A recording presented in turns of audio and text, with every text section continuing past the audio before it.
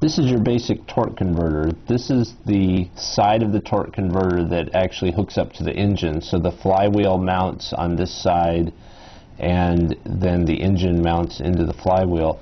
If you look at the other side, these weigh about 40 pounds.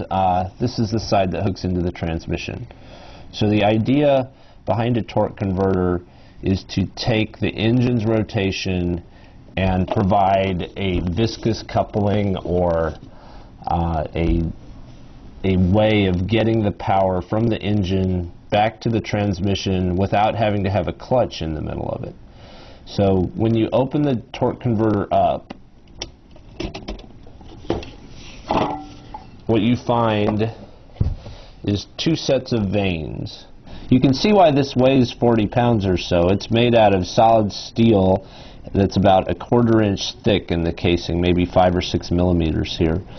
So this entire casing is spinning at engine speed. On this side you have the turbine, which freewheels and connects through this spline to the transmission. On this side you have the pump, which is locked to the casing, and then in the middle you have this device called the stator, and its job is to help redirect fluid depending on how fast the transmission is going. It also has a spline down its center which hooks into a one-way clutch so that it can only move in one direction. So when this thing is running, the entire casing is spinning and it acts like a centrifugal pump. So it is essentially slinging fluid through these vanes and giving them a momentum from that fluid being slung outward. It comes out of these vanes and hits into these vanes in the turbine and causes it to start spinning.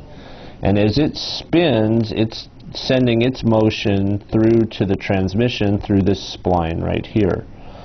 Then in the center of all this is the stator, and its job is to do two different things. When the car is just starting, its job is to take the fluid flow that's coming out of this inner portion of the turbine and redirect it so it doesn't slow the engine down on this side.